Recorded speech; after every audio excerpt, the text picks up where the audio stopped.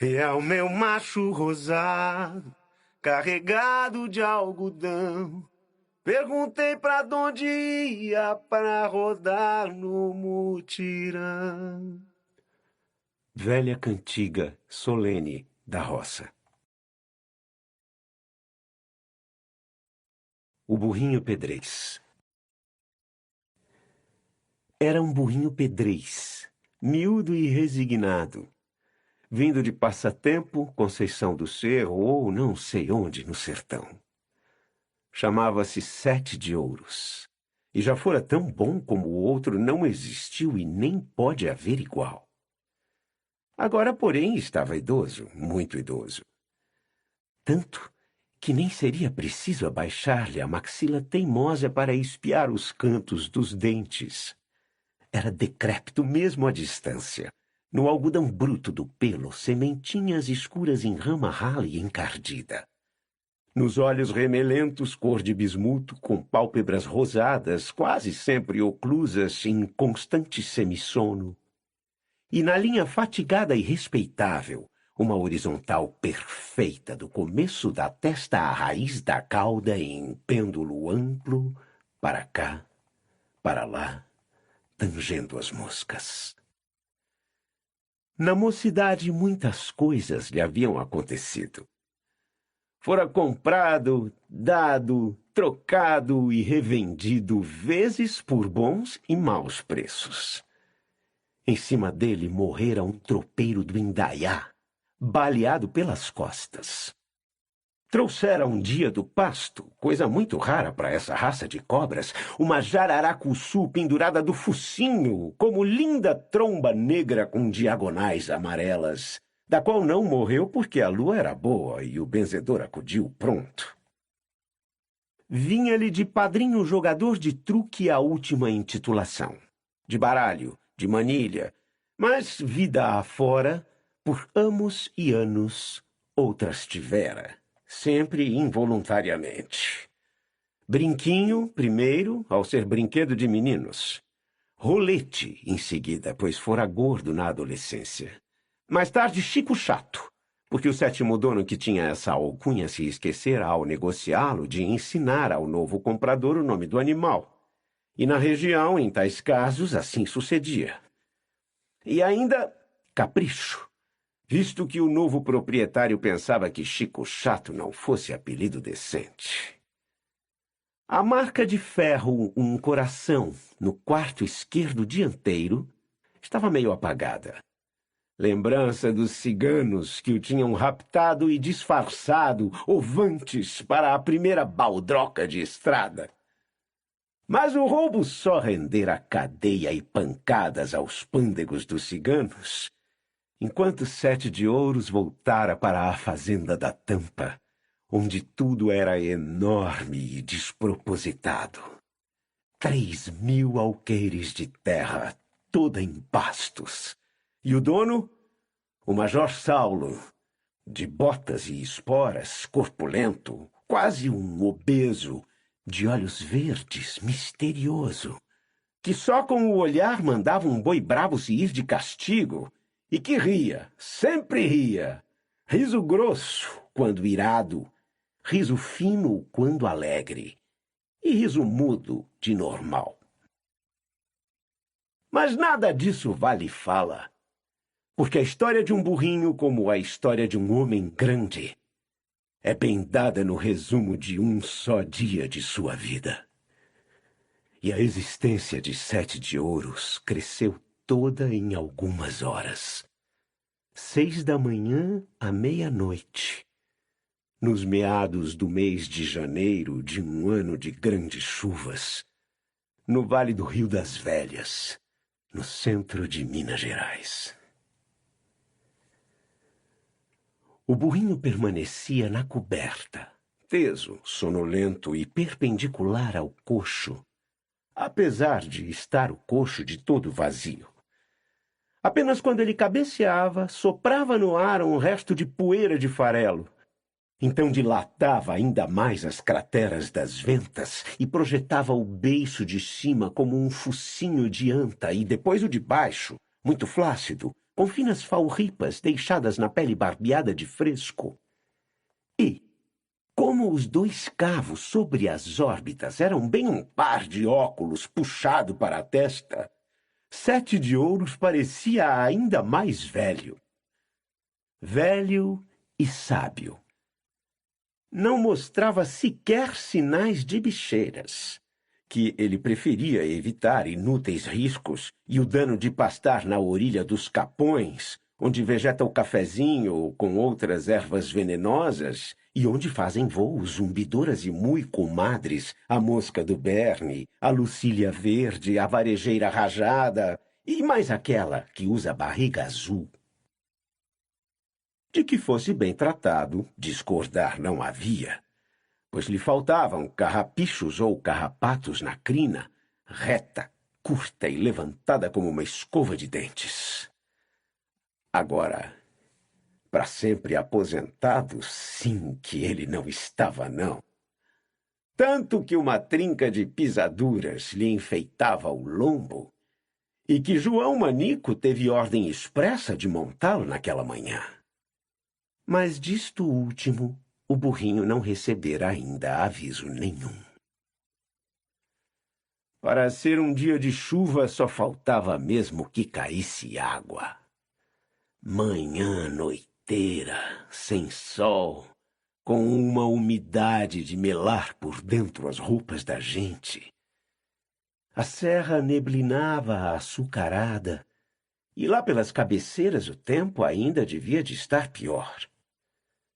7 de Ouros, uma das patas meio fletida, riscava o chão com o rebordo do casco desferrado que lhe rematava o pezinho de borralheira.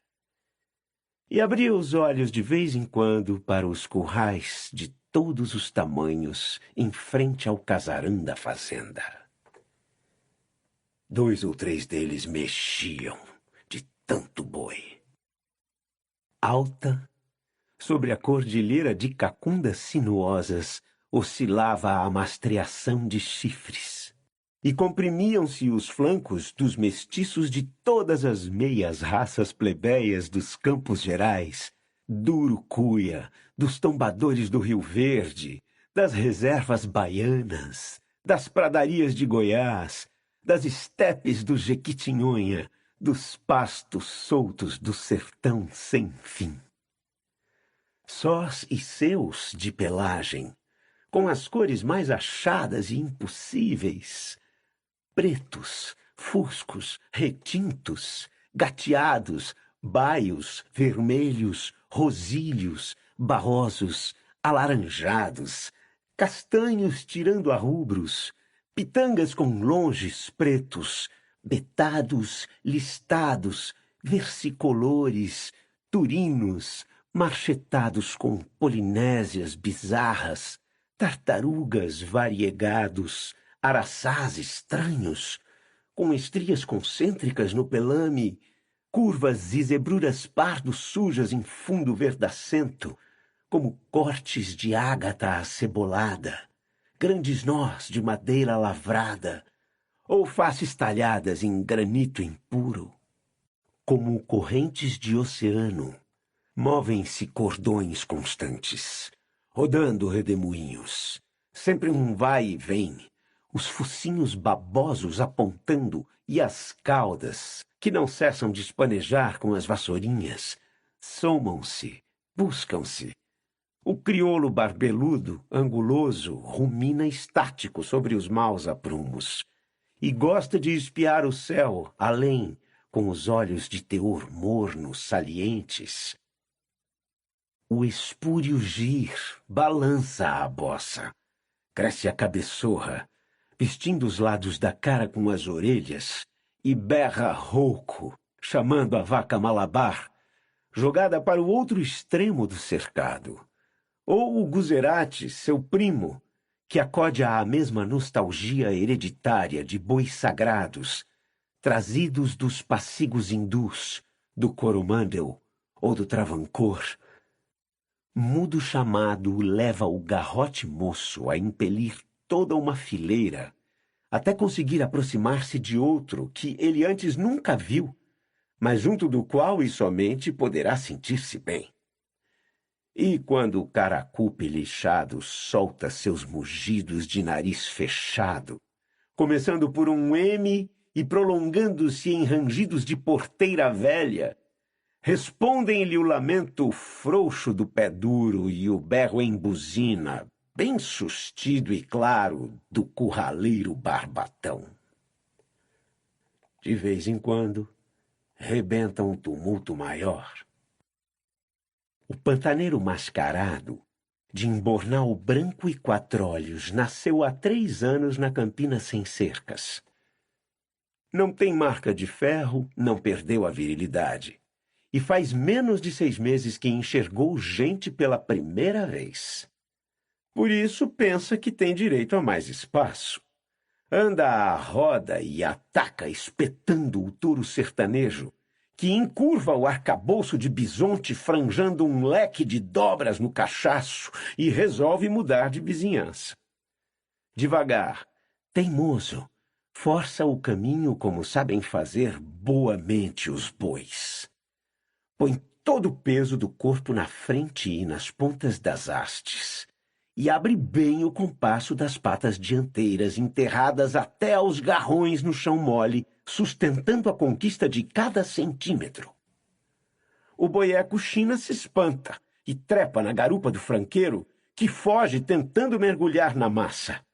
Um de cernelha corcovada, boi sanga, sapiranga, se irrita com os grampos que lhe arpoam a barriga e golpeia com a anca aos recuões. A vaca bruxa contra-esbarra e passa avante o choque, calcando o focinho no toutiço do mocho.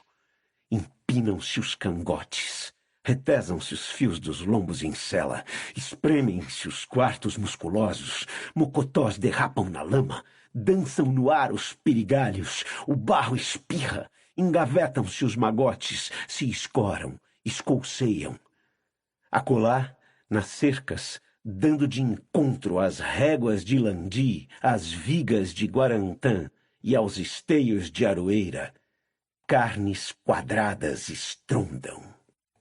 E pululam entrechocados, emaranhados, os cornos longos, curtos, rombos, achatados, pontudos como estiletes, arqueados, pendentes, pandos com 1, 2, 3 curvaturas, formando ângulos de todos os graus com os eixos das frontes, mesmo retorcidos para trás, que nem chavelhos, mesmo espetados para adiante como presas de elefante, mas no mais erguidos, em meia-lua, em esgalhos de cacto, em barras de cruz, em braços de âncora, em croças de candelabro, em forquilhas de pau morto, em puãs de caranguejo, em ornatos de satanás, em liras sem cordas, tudo estralejando, que nem um fim de queimada quando há moitas de taboca fina fazendo ilhas no capinzal. Agora se alertam, porque pressentem o corisco.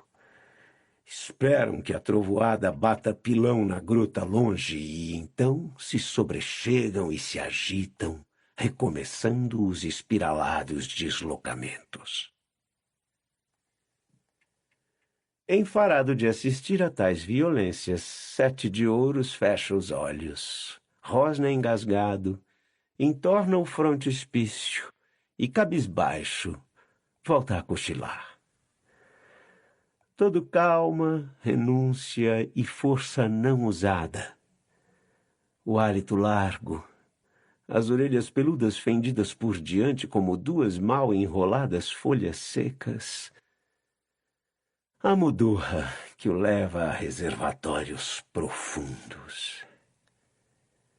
As castanhas incompletas das pernas, as imponentes ganachas e o estremealhamento de animal emancipado, de híbrido infecundo, sem sexo e sem amor. Mas para ele não havia possível sossego. O cavalo preto de Benevides, soreiro fogoso, de pescoço recurvo em cauda de galo, desatou-se do moirão e vem desalojar o burrico da sua coxia. Está arriado. A jeré burucuiana, bicorcovada, falo parecer uma sorte de camelo raso. Os estribos de madeira batem-lhe os flancos e arrasta entre as mãos a ponta do cabresto. Mas ainda assim, não pode admitir tão perto a existência de um mísero mu. Então, sem ao menos verificar o que há, o matungo de Zé Grande espanca o tabique da coberta. O amarilho de Silvino saracoteia empinado, quase partindo o látego, e o podro Pampa, de finca-pé, relincha escandalosamente. Mas Sete de Ouros detesta conflitos. Não espera que o garanhão Murzelo volva à garupa para despejar-lhe duplo coice mergulhante com vagarosa simetria.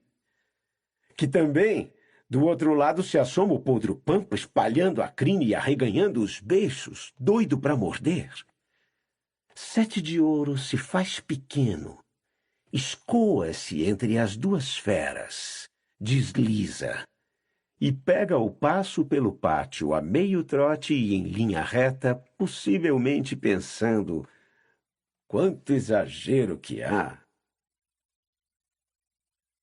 Passa rente aos bois de carro, pesados eunucos de argolas nos chifres, que remastigam subalternos como se cada um trouxesse ainda ao pescoço a canga, e que mesmo desungidos se mantêm paralelos 2 a 2.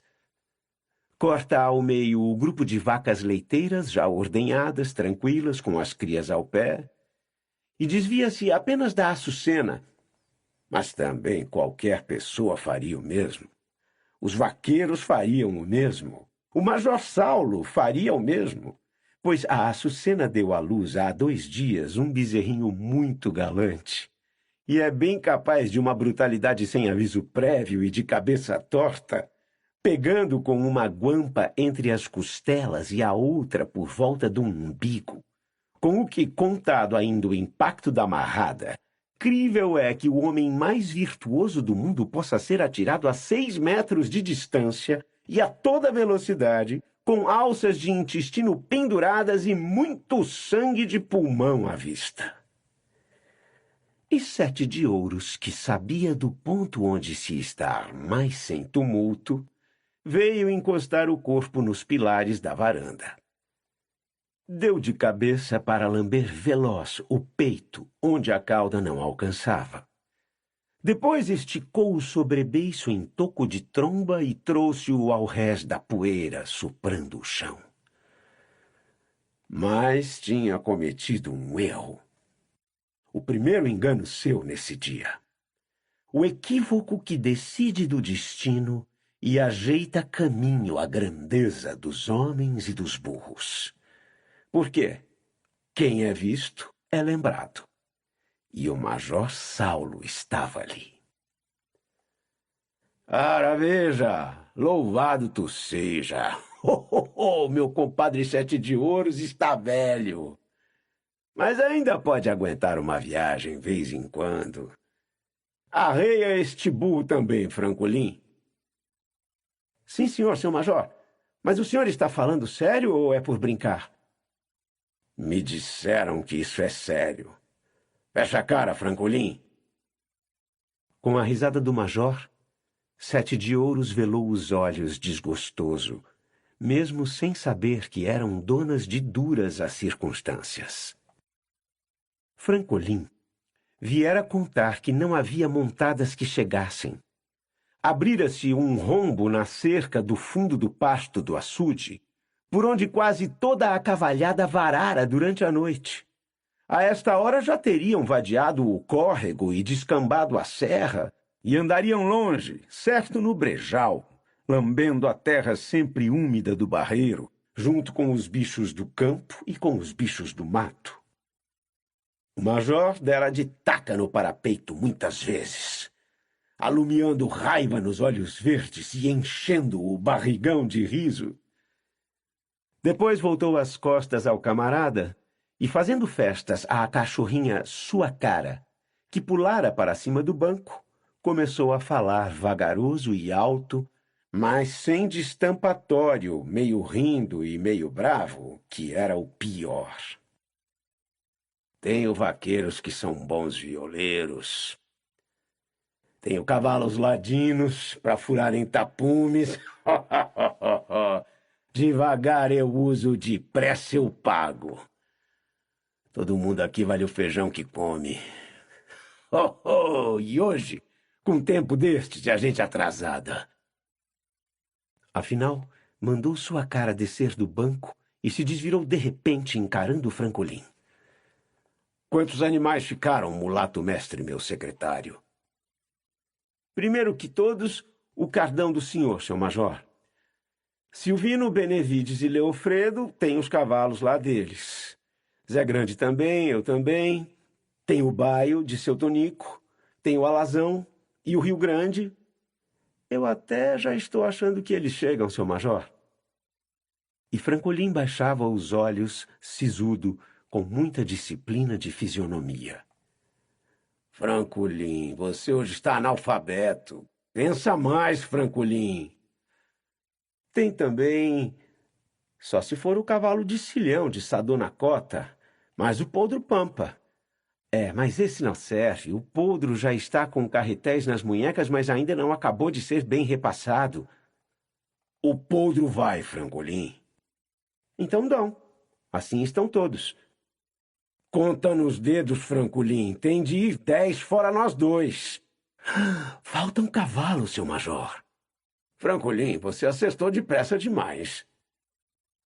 E o Major Saulo foi até a porta para espiar o relógio da parede da sala.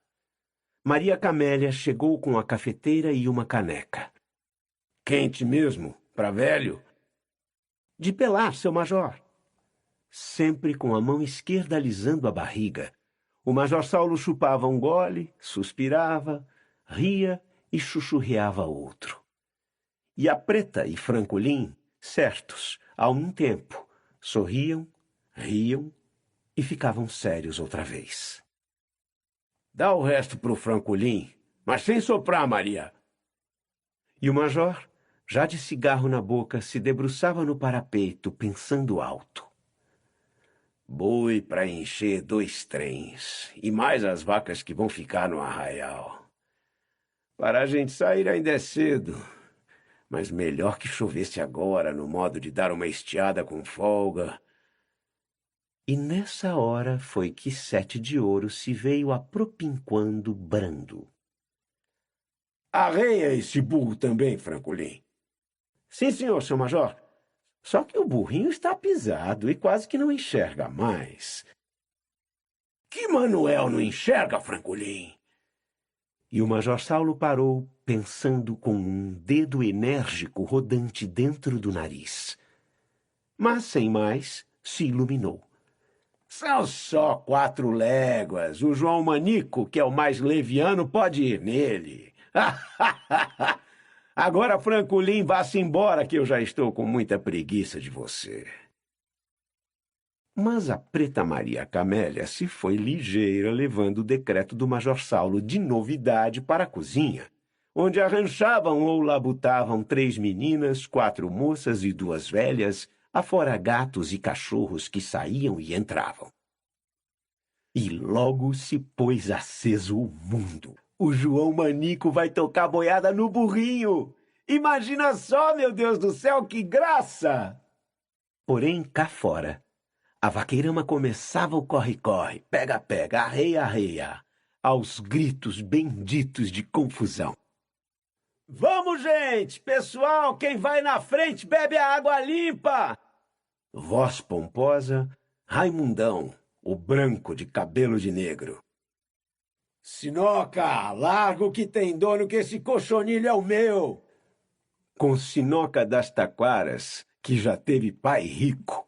Desinvoca, Leofredo, faz-te o teu macho pra lá! Daí Leofredo, magrelo de cara bexiguenta, que se prepara cantando. Eu vou dar a despedida como deu o bem te vi. E Tote, homem sisudo, irmão de Silvino por parte de mãe, puxando o alazão, que não é mau. Sou Bastião, com esse arreio de caçamba é que eu não vou tocando o sino de igreja. Já Silvino, cara má, cuspindo nas mãos para dar um nó no rabo do seu café com leite de crinas alvas, grande esparramador de lama. E mais Sebastião, o capataz, pulando em cima do Rio Grande, cavalo de casa com uma andadura macia de automóvel, tão ligeira que ultrapassa o picado dos outros animais e chega a parecer quase um meio galope. E o bom Zé Grande, mexendo com a boca sem falar, para acabar de enrolar o laço no arção deitado do Bastos Paulista e coçando um afago na tábua do pescoço do compacto Catabrasa. Cavalão herdado, bastardo, pesado de diante como um muar, e de cabeça volumosa, mas doutor para conhecer no campo as negaças da reis brava e para se esbarrar para a derrubada de seda ou de vara. E Benevides, já montado no cabiúna manteúdo, animal fino de frente alçada e pescoço leve, que dispensa o rabicho, mas reclama o peitoral. E é um de estimação, nutrido a lavagens de cozinha e rapadura, o qual não para um instante a cabeça, porque é o mais bonito de todos, com direito de ser serrador, e está sôfrego por correr. Benevides, baiano importante que tem os dentes limados em ponta, e é o único a usar roupa de couro de 3 peças, além do chapelão que todos têm. Mas Sinoca, novamente se assentando meio de banda, por deboche de si mesmo em cima do amor perfeito, palafrém tordilho de Dona Maricota, que estranho serigote, de tanto afeito ao cilhão. Cavalo manso de moça só se encosta em tamborete. Ô, gente! Ô, gente! Desassa a tua mandioca! É Juca Bananeira que dá uma palmada na anca do Belmonte, cavalo do menino da casa, desbocado, viciado e inventador de modas. E sobe com excelência perguntando: e o Badu, que é do Badu? Francolim! Francolim! Chama o Major Saulo, caminhando sul, norte, norte-sul na varanda, conversando com a cachorrinha. Não está aqui não, seu Major! Anuncia de lá Benevides, que com simples pressão de pernas nas abas da sela papuda faz o corcel preto revirar nos cambitos e logo ajuda a chamar. Ô, Francolim!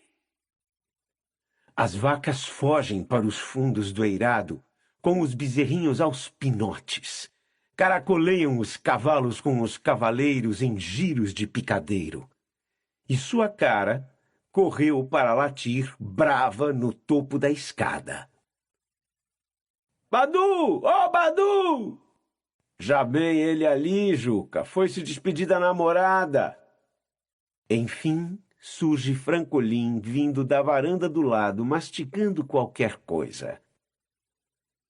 Fui ver se tudo vai ficar em ordem lá por dentro, seu major. Olha para mim, Francolim.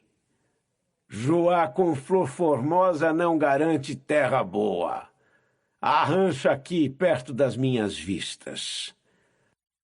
E o Major Saulo aponta com a taca na direção dos currais cheios. Boiada e tanto. Nem bem 2 meses no Meloso, 20 dias no Jaraguá, e está aí a primeira leva berrando bomba de graúda. Nunca vi uma cabeceira do gado tão escolhida assim.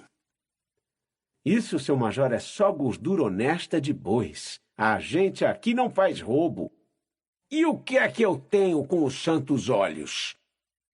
Sim, seu major. Estou dizendo é que não é vantagem no seu Ernesto eles terem embarcado a cabeceira antes de nós, na outra semana, porque eu agora estou sabendo que eles lá são mestres de dar sal com enxofre ao gado, para engordar depressa.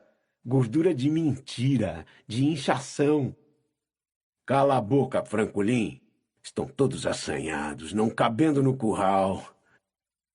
400 e muitas reses.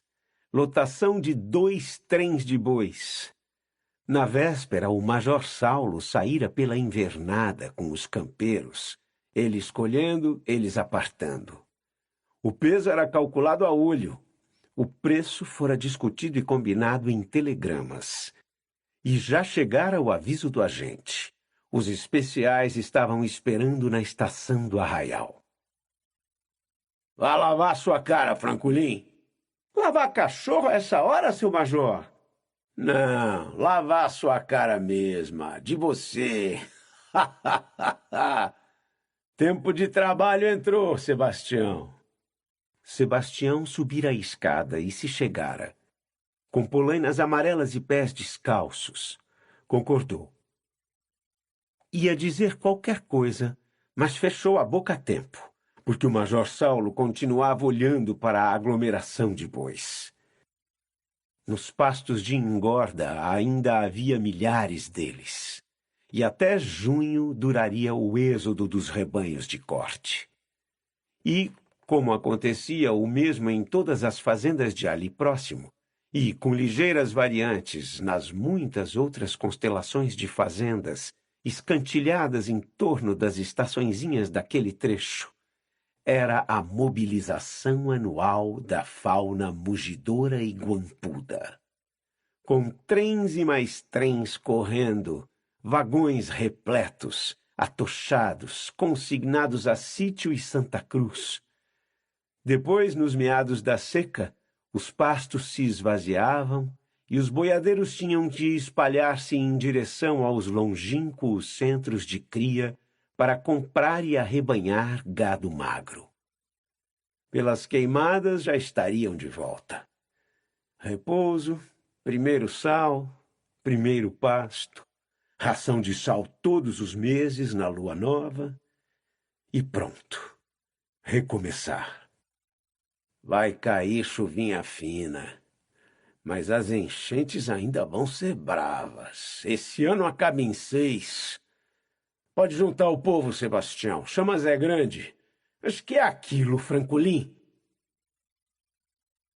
Quando Badu chegou, com muito atraso, das montadas só restava o podro Pampa. Já arreado, livre das tamancas nos ramilhos, mantém-se quieto, a grosso ver, mas lançando de si estremeções e sobressaltos como um grande corpo elétrico. Silvino está com ódio do Badu. E Badu está acabando de saber que tem de montar o podro. Não reclama. Fica ressabiado, observando. Por causa que Silvino também gosta da moça, mas a moça não gostou dele mais. Esquece os casos, Francolin. Vê se o Badu entende de doma. Lá, vai montar. Badu vem ao animal. Verifica se a cilha está bem apertada. Ajeita por um são caminho de ideias o seu próprio correão na cintura. Pula descancha no arreio e o podro, hopla!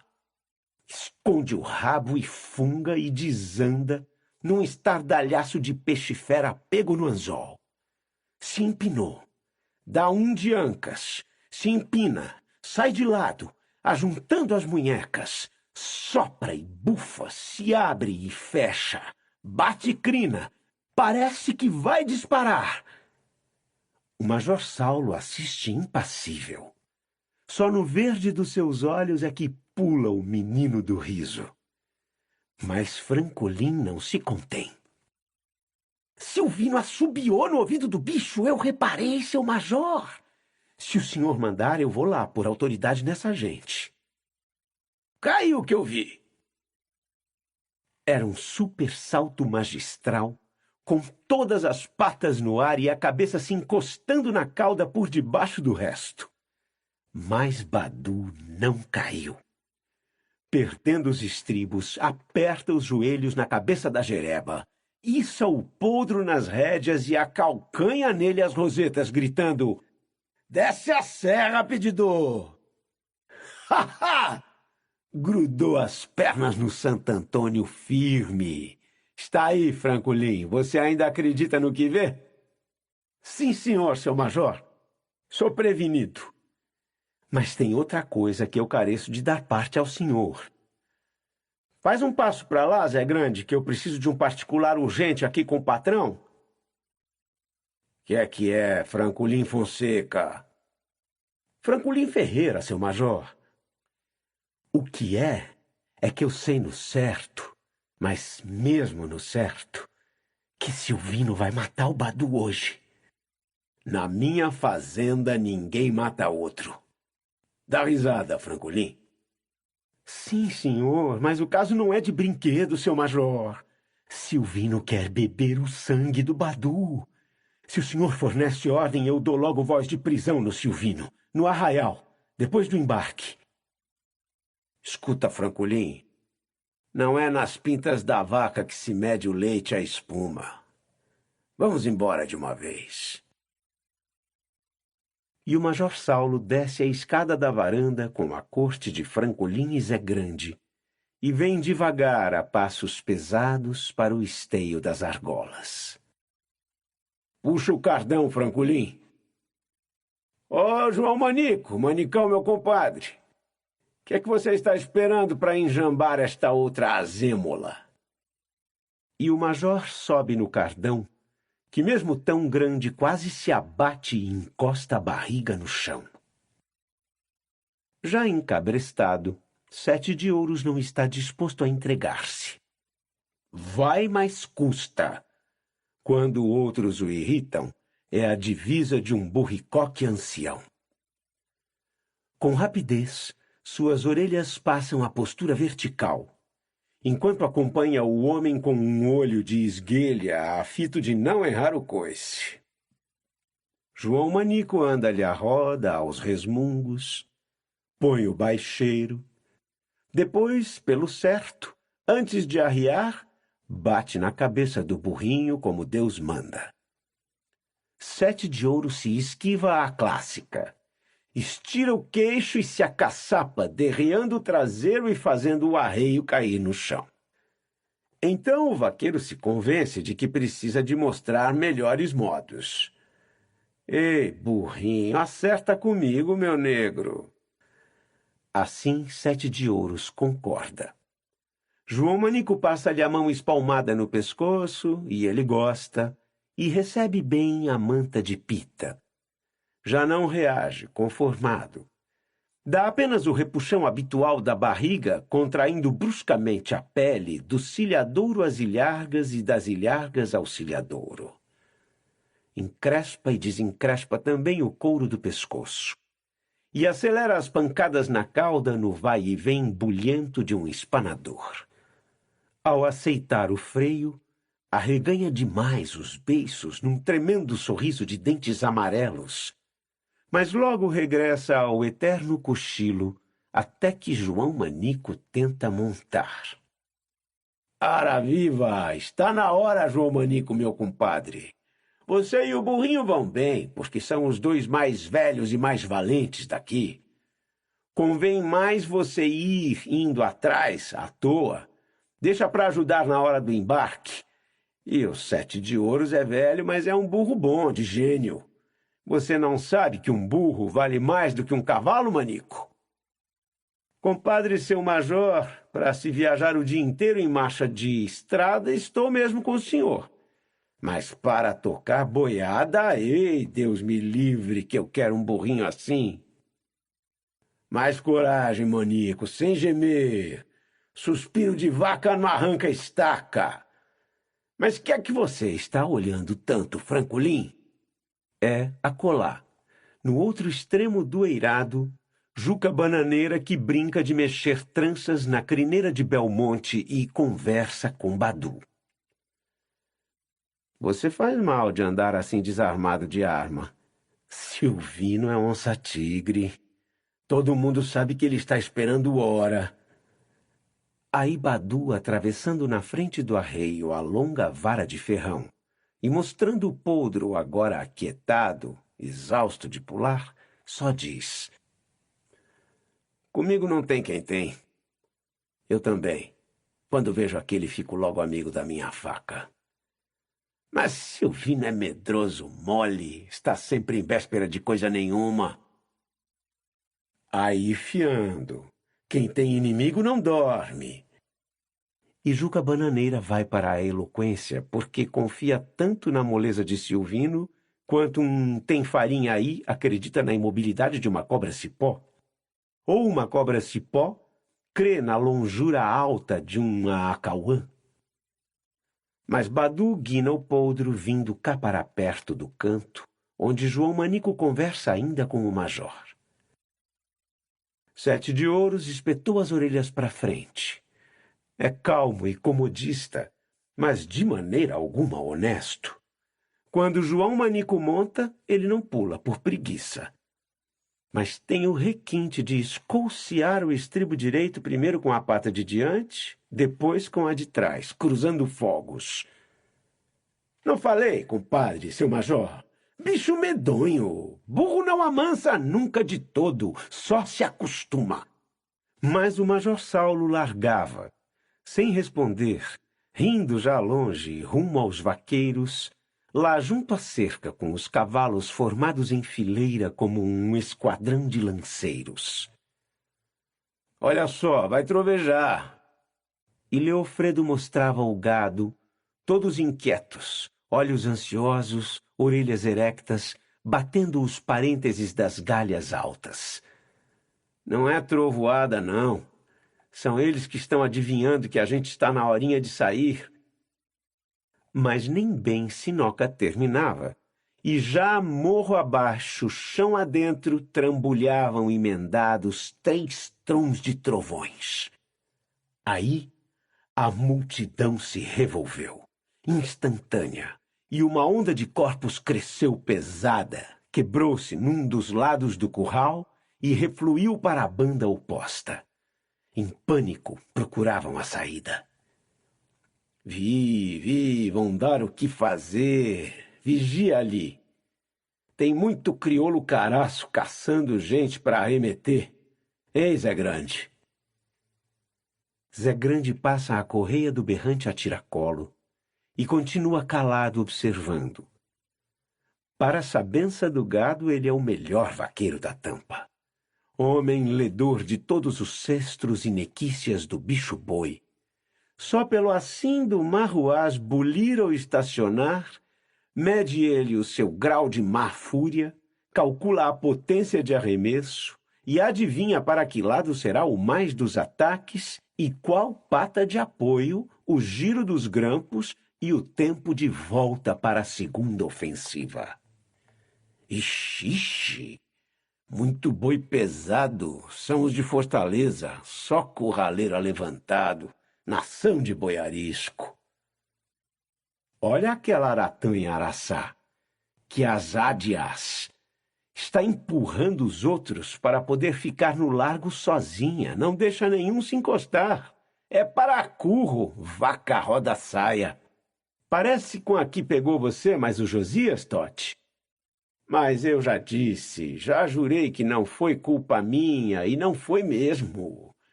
A vaca fumaça estava com a cria no meio do curral, fungando forte, investindo até no vento. Josias falou comigo. Vamos dar uma topada para ver se ela tem mesmo coragem conversada? Eu disse, vamos, mas com sossego. Só aí é que aconteceu que nós esquecemos de combinar em antes quem era que esperava e quem era que tirava. Ficamos, eu da banda de cá, ele ali. Pois, primeiro que a gente pulasse a cerca para dentro, já a diaba da vaquinha estava de lá, herege, tomando conta do que a gente querer fazer. Não era hora de facilitar, mas foi. Mal a gente tinha botado os pés no chão e ela riscou de ar, sem negaça, fechada, desmanchando o poder da gente espiar. Nós todos dois entesamos de lado para atirar e ninguém não escorou. Foi a conta. Ela deu o tapa, não achou firmeza e remou as varas para fora. Escolheu quem? e guampou Josias na barriga. Mas virou logo para minha banda e veio me visitar, me catando com os chifres e me jogando baba na cara. Eu corri. Não tinha mesmo de correr. Com vara boa de pau d'arco na mão de bom vaqueiro.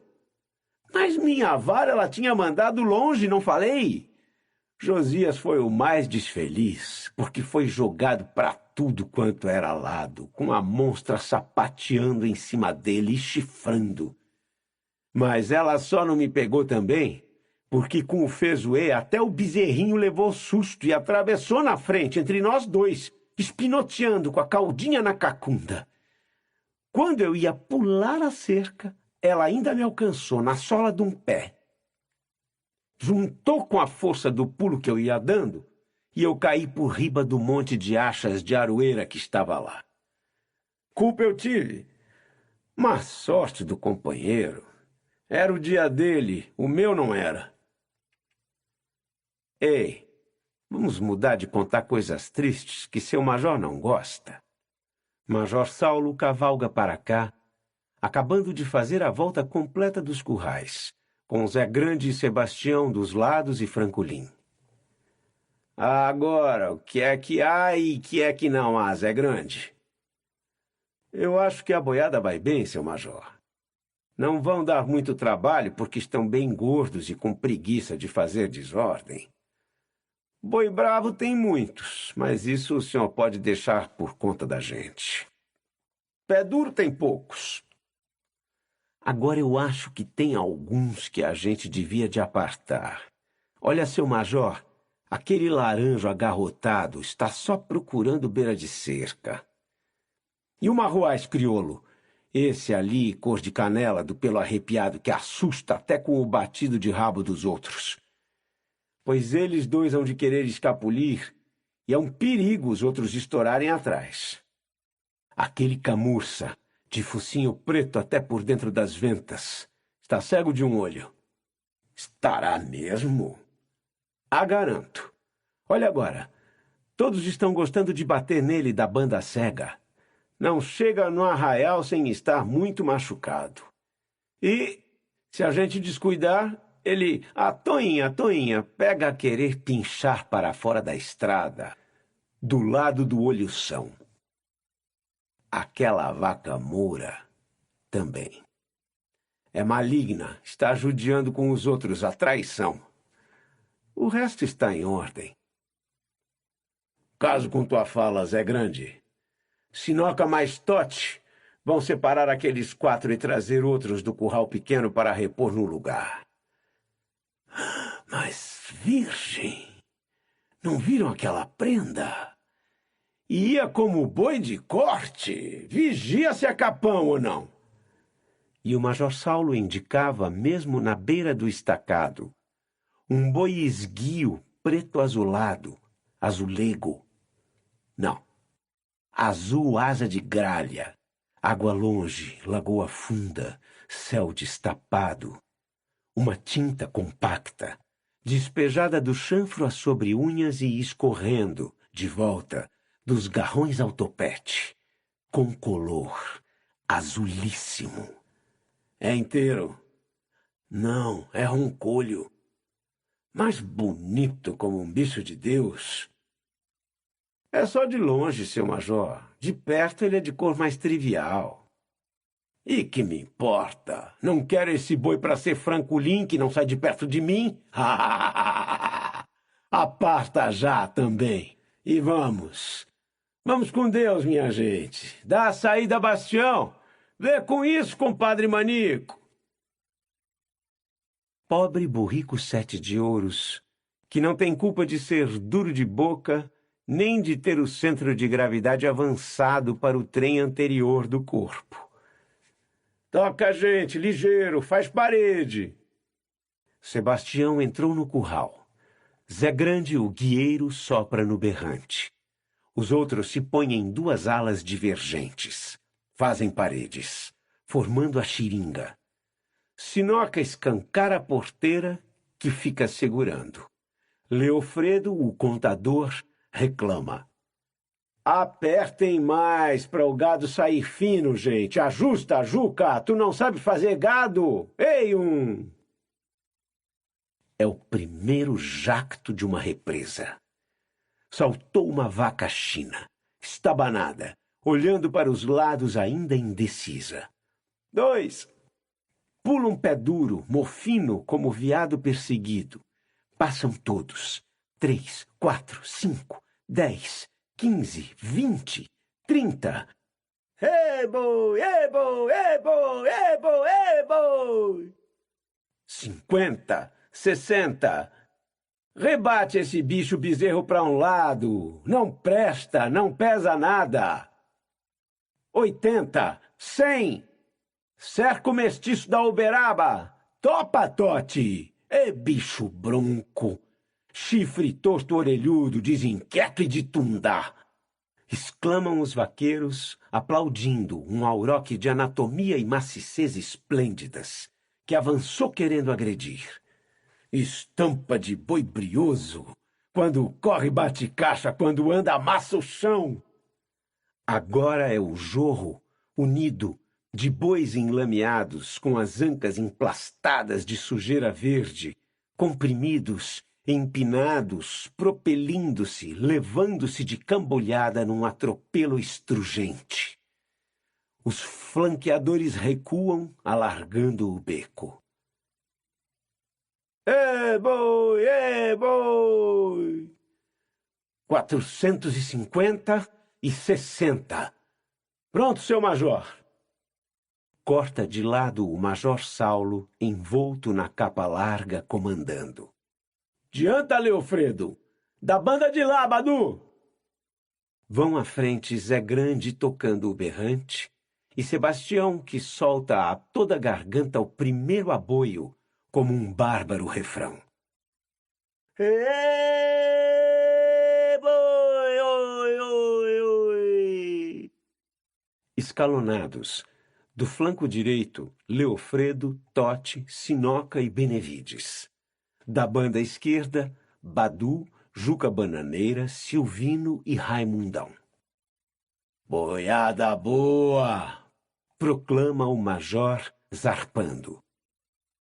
Burrico miserável! Desabafa João Manico, cravando as esporas nos vazios de 7 de ouros, que abana a cabeça, amolece as orelhas e arranca, nada macio, no seu viajeiro acendeirado de ângulo escasso, pouca bulha e queda pronta. Caniço de magro, com um boné de jóquei no crânio, lá vai Francolim, logo atrás do major. Ei, boi! Ei, boi! E, ao trompear intercadente do berrante, já ecoam as canções. O curvelo vale 1 conto, Cordesburgo 1,100 conto, mas as lajes não têm preço, porque lá mora meu bem. Nenhum perigo, por ora, com os 2 lados da estrada tapados pelas cercas. Mas o gado gordo, na marcha contraída, se desordena em turbulências. Ainda não abaixaram as cabeças, e o trote é duro sob vez de aguilhoadas e gritos. Mais depressa, é pra esmoer, ralha o major. Boiada boa! Galhudos, gaiolos, estrelos, espácios, combucos, cubetos, lobunos, lompardos, caldeiros, cambraias, chamurros, churriados, corombos, cornetos, bocalvos, borralhos, chumbados, chitados, vareiros, silveiros e os tocos da testa do mocho macheado e as armas antigas do boi cornalão. Pra trás, boi-vaca! Repele, Juca! Viu a brabeza dos olhos? Vai com sangue no cangote. Só ruindade e mais ruindade, desde o redemoinho da testa até na volta da pá. Este eu não vou perder de olho, que ele é boi espirrador. Apuram o passo, por entre campinas ricas, onde pastam ou ruminam outros 1000 e mais bois. Mas os vaqueiros não esmorecem nos eias e cantigas, porque a boiada ainda tem passagens inquietantes.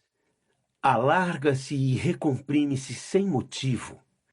E mesmo dentro da multidão movediça há giros estranhos, que não os deslocamentos normais do gado em marcha, quando sempre alguns disputam a colocação na vanguarda, outros procuram o centro, e muitos se deixam levar empurrados, sobrenadando quase com os mais fracos rolando para os lados, e os mais pesados tardando para trás, no coice da procissão. Ê, boi lá! Ê, boi! Tchou, tchou, tchou, tchou, tchou! As ancas balançam e as vagas de dorsos das vacas e touros batendo com as caudas, mugindo no meio, na massa embolada, com atritos de couros, estralos de guampas, estrondos e baques, e o berro queixoso do gado junqueira, de chifres imensos, com muita tristeza, saudade dos campos, querência dos pastos de lá do sertão. Um boi preto, um boi pintado, cada um tem sua cor, cada coração um jeito de mostrar o seu amor. Boi bem bravo, bate baixo, bota baba, boi berrando, dança doido, dá de duro, dá de dentro, dá direito, vai, vem na vara, vai, não volta, vai varando. Todo passarinho do mato tem seu pio diferente. Cantiga de amor doído não carece ter rompante. Pouco a pouco, porém, os rostos se desempanam e os homens tomam um gesto de repouso nas celas satisfeitos. Que de 30, 300 ou 3.000, só está quase pronta a boiada quando as alimárias se aglutinam em bicho inteiro, centopeia, mesmo prestes assim para surpresas más. Tchou, tchou, tchou, tchou, ebo!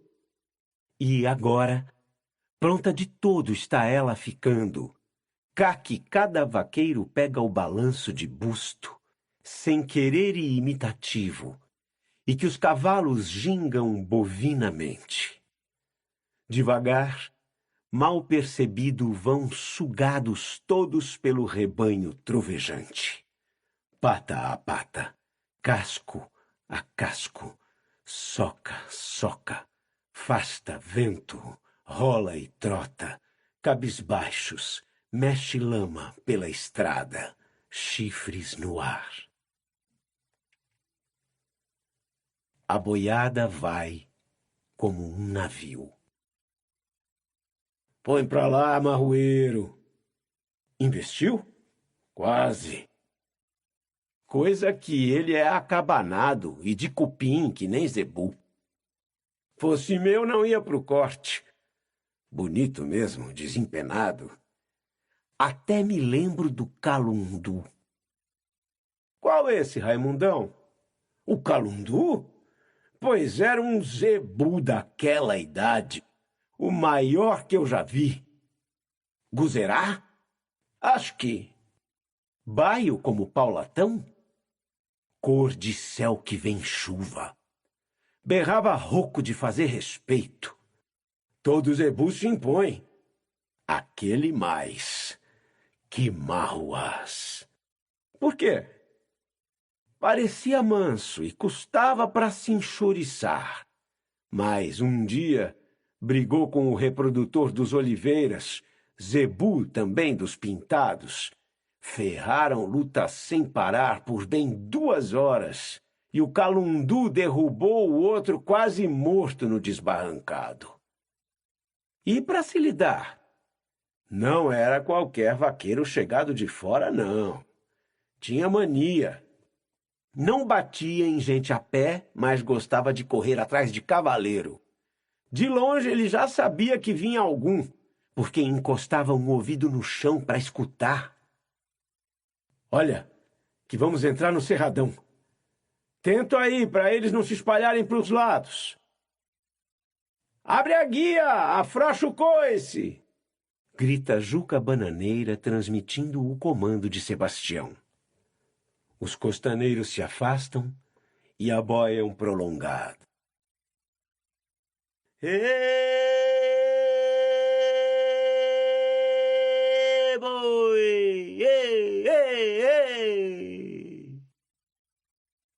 Enquanto os da frente incitam o marche-marche dos quadrúpedes.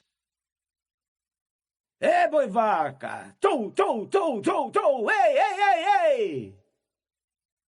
E o rebanho se estira e alonga, reduzindo as fileiras, como soldados a passarem em movimento de uma formação de grande fundo para a coluna de pelotão. Mundo velho, ventania! Brada Juca Bananeira, sustando o cavalo para apreciar a desfilada dos bois taroleiros, correndo de aspas altas, o débito fluido das patas, o turbilhão de ângulos, o balouço dos perfis em quina e o jogo veloz dos omoplatas oblíquos. Ah, é da bruto mamolengo! Um veio de lá, jogado de empuxe, e baqueou meio ajoelhado, justo esbarrando no cavalo de Raimundão. Tropeiam agora, socornando e arfando, mas os alcantis encapelados, eriçados de pontas, guardam uma fidelidade de ritmos, escorrendo estrada avante. E o chapadão atroa a percussão debulhada dos 1840 cascos de unha dupla. Sopra sempre o guia no seu corno, porém, e os outros insistem no canto arrastado, tão plangente, que os bois vão cadenciando por ele o tropel. A chuva está aí, está caindo, Raimundão. Mas vigia aquele garrotão preto que vai ali babando em cima da casa dos outros. O calundu era importante assim? Vou contar. Espera. Vamos fazer uma mamparra, vamos encostar os cavalos e trancar o gado, para ele só dar trabalho da banda do povo de lá e a gente poder conversar com sossego. Assim. Ó diabo, você é mestre e eu querendo ensinar você a fazer trecho? Que história foi? O calundu matou alguém? Depois. O que eu vou contar foi no retiro. Eu tinha ido lá buscar uma vaca fronteira da filha do seu major.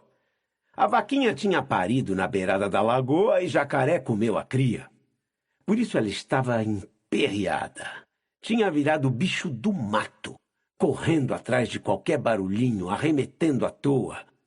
Me deu tanto trabalho que eu tive de dormir lá no rancho de perto dos coqueiros. De noite, saiu uma lua rodoleira que alumiava até passeio de pulga no chão. Minha cachorra paqueira, que não gostava de parar sem o que fazer, ficou vagabundeando por si e pegou a acuar. Algum tatu rabo mole por aí, eu pensei. Fui ver. Oi, segura, seu. Um boizão fumaça bufou na orelha do poldro de Badu, que refugou, arranco para trás, para a esquerda e para baixo, entortando o pescoço rapidíssimo. Badu balanceou, bateu a mão na giba da jereba e esteve pendente meio segundo, fazendo força para não ir sela abaixo sob os cascos em disparada dos bois. Mas foi ao outro lado, em pulo seguro e voltou ao assento, volteando com a ligeireza de um atamã do Ural. Foi nada. Conta a história, Raimundão. Pois então, quando fui espiar o que a minha cachorra Zeferina estava estranhando... Ô, gays, isso é nome de cachorro? foi por vingança que eu pus, quando minha mulher Zeferina me largou. Mas, após, não imagina o que eu vi. Dei mesmo numa baixada de pasto e afundei quase no meio das vacas.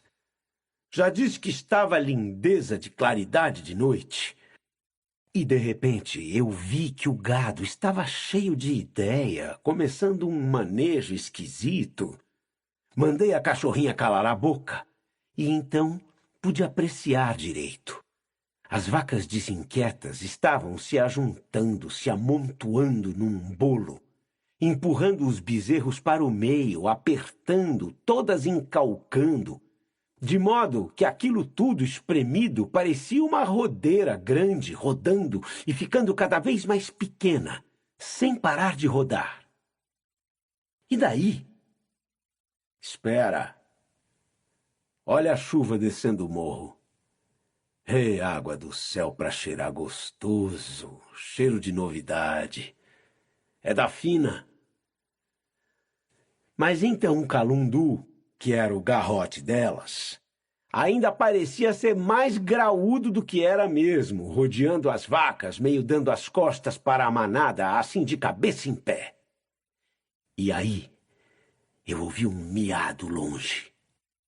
E me lembrei daquela onça preta que estava salteando estrago no gado de seu quitilhano, nas lajes e no saco da grota. Onção de todo tamanho. Ei, gente, olha o pé d'água. Chegava a chuva branquejante, farfalhando rumorosa, vindo de trás e não de cima, de carreira. Alcançou a boiada, enrolando-a toda em bruma e continuando corrida além.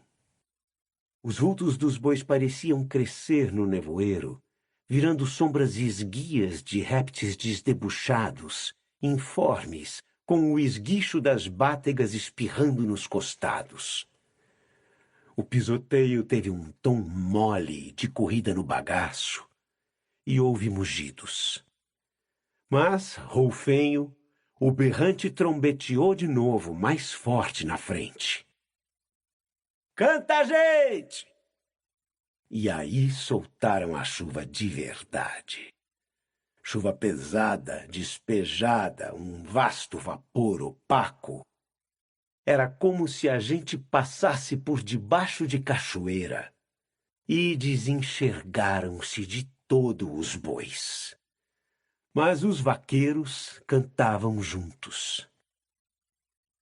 Chove, chuva, choverá, Santa Clara clarear, Santa Justa de justar, Santo Antônio manda o sol pra enxugar o meu lençol. Ô diabo, custou que melhorou. A gente nem estava podendo tomar fôlego embaixo desse dilúvio. Mas e depois a onça, Raimundão? A onça? O povo dizia que ela tinha vindo de longe, onça-tigre macha das do Mato Grosso. Onça é bicho doido pra caminhar e que anda só de noite campeando o que sangrar. Pois naquela ocasião eu estava crente que ela estava a muitas léguas de lá de onde é que eu estava. Pensei que andasse pelo Maquiné. Mas e o zebu?